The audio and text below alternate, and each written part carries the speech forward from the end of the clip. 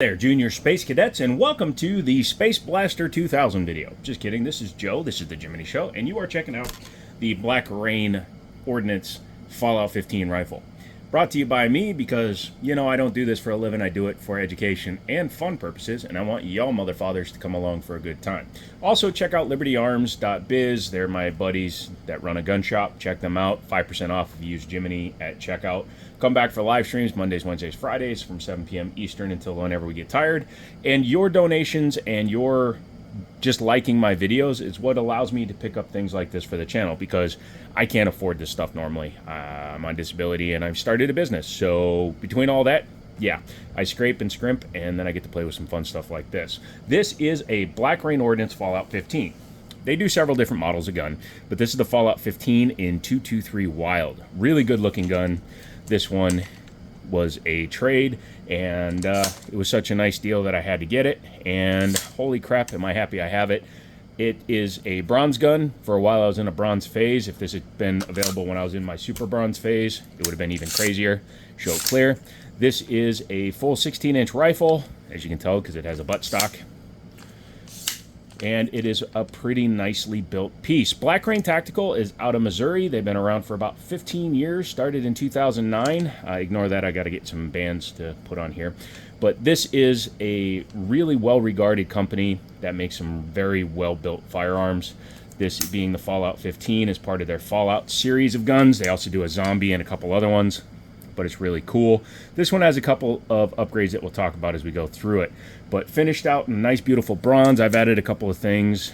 Through night weapon light system. This is the Rattel. You guys should check that out. I have to do a full video, but now I have a good weapon system for it, so I'll leave that on there. It's got some stuff like a sight mark optic on it. Had the Vector optic on it, but I found this one in a box, and it fits this gun much better. I do have to put a magnifier behind it, and it'll move forward. Has some Magpul flip-ups, and it's really cool. Now, the chassis obviously has the select fire markings on it, but it's semi-auto only. You could put a binary in there like I have in my Palmetto lower, and then you have the pew-pew-pew. You can see here it has some anti-walk pins. That's not factory. Those are in there because somebody upgraded it to a Rise armament trigger. Flat-faced, it's like a 2.5 pound trigger, 3 pound trigger, something like that.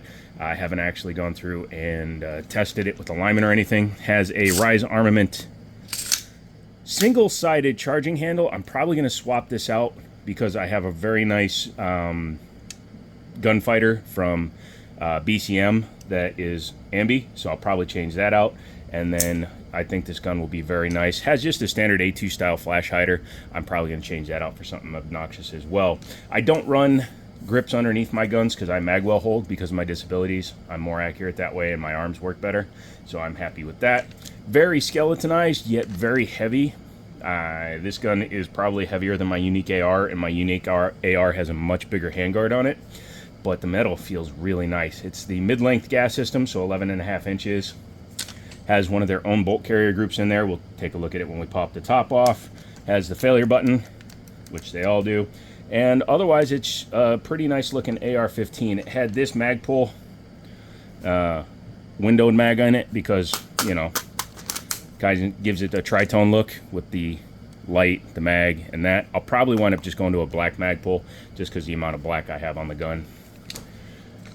223 Wild is really nice because it actually means that it's, number one, it's got a heavy barrel in it, but number two, it also means that it is more accurate over longer distances with both 223 and 5.56, supposedly. That's always an alleged thing. You can go out a few hundred yards with an AR-15, no problem. And if you're going out much farther than that, you're using a different caliber usually anyways. But yeah, overall, looks really nice. It's not ambi for safety, so I'm probably going to have my buddy Daniel put that in for me. I don't like to do my own work on ARs because I don't want to get addicted to it. Maybe I'll do one and make a video of it, but we'll see. This is a 29 round mag. I don't run anything higher than 29 rounds because, you know, YouTube, there's reasons. 29 round only. Trigger on it is very nice. The selector is pretty solid. I might change that out for a 45-degree throw. The 90 is fine, but I prefer a 45-degree throw, and if I'm going to be swapping all this stuff out, I might as well upgrade it anyways. Let's talk about the trigger real quick. Drop the mag. Make sure she's clear. Yep, she's clear. Trigger on this thing is very nice, being that it's an upgraded trigger, very soft. You can see there's no wall really. Also helps if you put it on fire. But boom, you see how easy that is? Reset is insane. Yeah, you are not moving to get some rounds down range out of this bad boy. Yeah, super short, super short. This is actually kind of come up and around for the dangly people wondering what the dangly is. So you can go right there so it clears the logo, and then I'll have a pressure pad for the light. Full review on that light coming in sometime soon, anytime soon, you never know. So that's the external, very nicely finished. I like how their logo is in the coloring versus being put on and drilled out. You know, they machine it afterwards. I'm gonna pop the pins out. I'm gonna go ahead and use my screwdriver here because, you know, I'm not afraid of it. Ugh. In order to disassemble an AR-15, you just push out your pins, scratch your body a little bit while you're at it, because, you know, it's your gun, do what you want. Probably could have done that with my fingertips, but I didn't feel like trying. Go ahead and pull those up, and then you just tilt your top up, pull that pin out, and there you go. So you can see it's just a rise drop-in trigger. This gun actually has quite a few rounds in it, but it looks really nice. Looks like it's still in really good shape. Go ahead and pull the bolt out. The bolt carrier group. That's really light, so I want to do some shooting with it and see how I actually feel about it. Actually feels almost too light, to be honest with you, but we'll have to see. Yeah, overall looks like it's still holding up really well. Again, this has a lot of rounds through it according to the guy that I got it from, but it's seems to be pretty clean. The finish inside is holding up really well considering the round count.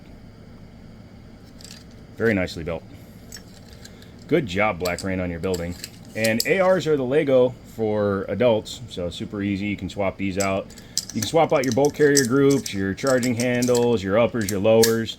So I could take this lower with the really nice trigger in it, and I could put a 300 Blackout, a 50 Beowulf up there if I want. I can do pretty much whatever I want with this bad boy. Go ahead and slide her back together.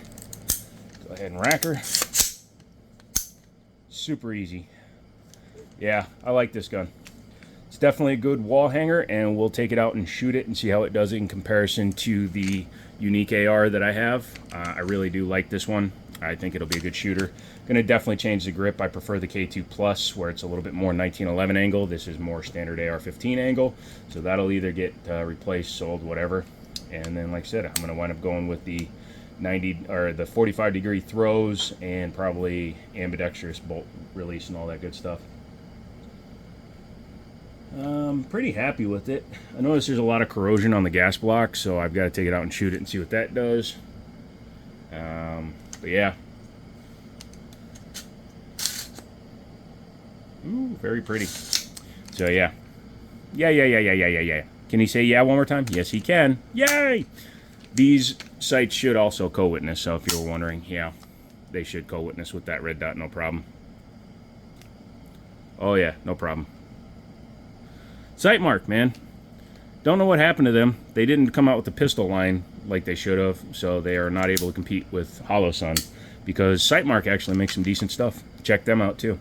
Not sponsored, non-spawn, hashtag no sponsor, but I would definitely give them a look-see if you're looking for an inexpensive optic for your rifle.